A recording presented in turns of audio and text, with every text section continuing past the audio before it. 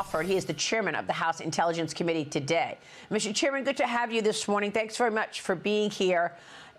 Look, sure. Devin Nunes was the chairman of the committee back in the day when this probe started. Adam Schiff became the chairman of the committee after the Democrats won in the next election. And your thoughts on what they both saw? They were both saying completely opposite things about the Russia collusion probe. Your reaction? Yeah, and I was on the committee the entire time. So Devin Nunes launched the investigation in 2017. That was my sort of baptism by fire. Welcome to HPSCI. And so I got the chance to observe this up close and personal and the differences between Devin's perspective and Adam Schiff.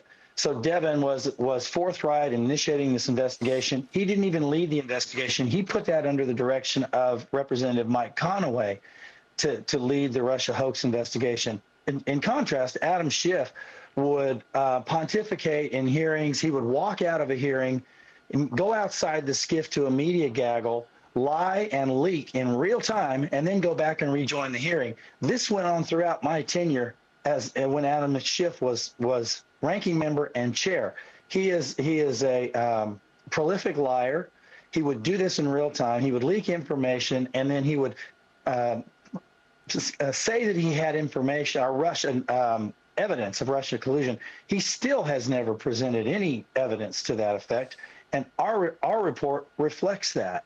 Yeah, and it's very dangerous because when you're carrying around this incredible title of chairman of the Intelligence Committee, like you are obviously today, and like Adam Schiff was at that time, people believe that you may be seeing something that we're not seeing. So for him to go out on all these Sunday morning programs and these political shows and say there's collusion in plain sight, suggested that he saw something that we did not see. But what you're telling us, and what I was told at the time, is exactly what you just said, that he was in meetings, closed-door meetings with you and your colleagues.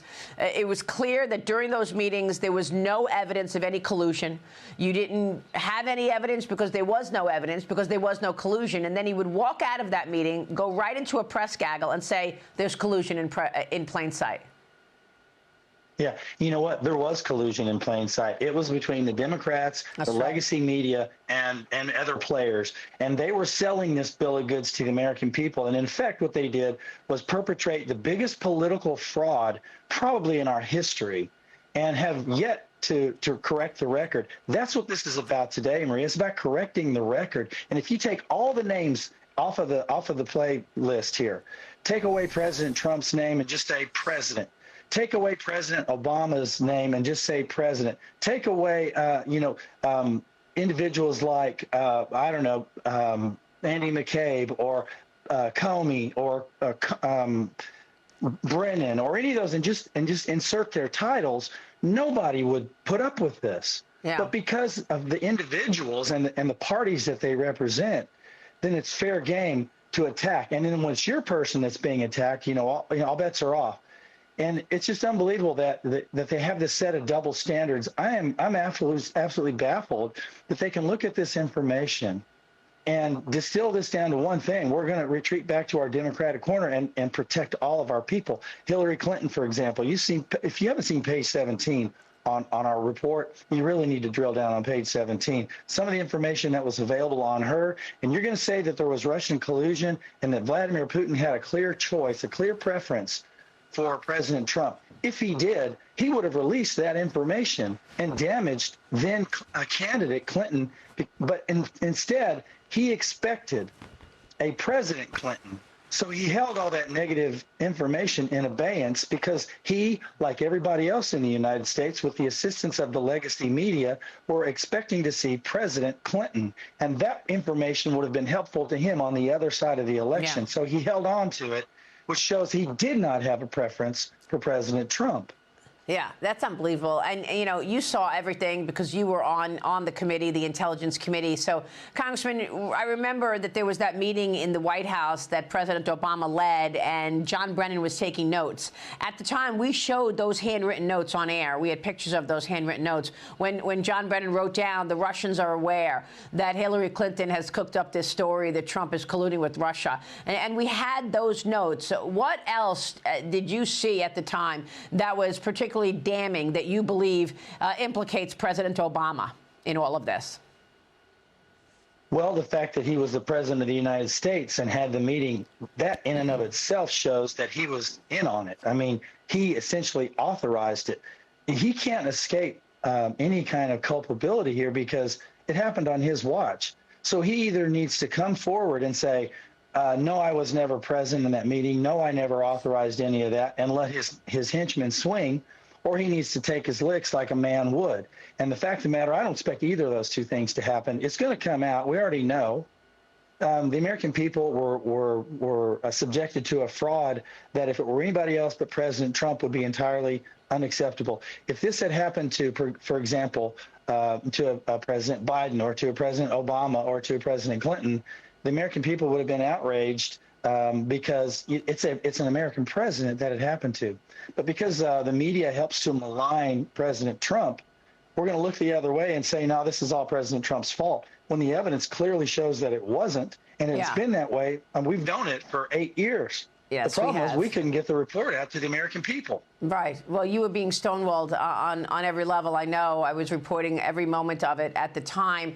But you know what also is incredible to me is that the Democrats have completely put aside what they're supposed to be doing. And that is, you know, really stewards of this economy and this country for the American people. At the time, while they were screaming Russia, Russia, Russia, China was eating our lunch. And China was stealing intellectual property. And China was, violating visa rules and, capitalizing on getting people into this country from China to put on surveillance. What can you tell us about that? Because I think that, while Adam Schiff and all these other people were trying to attack their political enemy in Donald Trump, they were also ignoring serious implications for America by claiming Russia was the problem when, in fact, the much larger adversary was China at the time. They just blew that off. That's a great point that you bring up, because we know that the Russians have been involved in election, malign influence since there's been a Soviet Union. They've been engaged in the United States, and that's a byproduct of our open society. They use it against us. They've been doing it for decades, and it's likely not going to change. And they find willing idiots like Adam Schiff to help them with that. Meantime, China comes in the back door because we're all paying attention to this shiny object that the Democrats are waving around, and that's allowing China to get a stronger foothold. And the other thing is that as a country, we have sort of ignored some of the most pressing issues in our own neighborhood, for example, the Western Hemisphere, and we have allowed the Chinese to gain a foothold here in our neighborhood.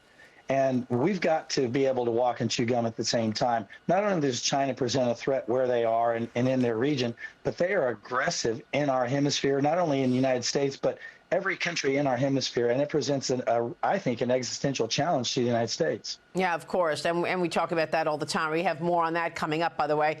But let me switch gears, ask you about the DOJ now suing New York City and Mayor Eric Adams over the city's sanctuary policies. Attorney General Pam Bondi said this: New York City has released thousands of criminals on the streets to commit violent crimes against law-abiding citizens due to sanctuary city policies. If New York City won't stand up for the safety of its citizens, we will. It comes as the Department of Homeland Security reveals 2 illegal migrants are now facing federal charges for shooting an off-duty Customs and Border Patrol officer during an attempted robbery in New York City, Mr. Chairman. What can you tell us about this story? Well, it's really sad that you have such a once great city like New York City that is circling the drain with because of sanctuary city policies and because of looks like a willingness to elect a communist as mayor. If this were some small town in, Kentucky or Arkansas or, Nebraska, it would have less impact. But New York City is not just the biggest city in the United States. It's almost like the financial capital. It is the financial capital of the world. Yeah. And this is going to have a huge impact if they can't start to enforce and obey the law themselves. So here's what's happening. The president is saying, look, if you're not going to enforce the law, we will, number one. Number two, if you're going to adopt these kinds of policies which go against federal law, then you can expect to have a commensurate cut in funding. That's going to have an impact as well. Doesn't necessarily mean that the federal money won't be there, but it's going to be redirected in ways that will help, first and foremost, protect the citizens of New York City and the area that is suffering under this poor leadership. All right, Mr. Chairman, it's great to catch up. We so appreciate your time and your work. Thank you, Rick Crawford. You bet. All right, we'll see you soon. We'll be right back.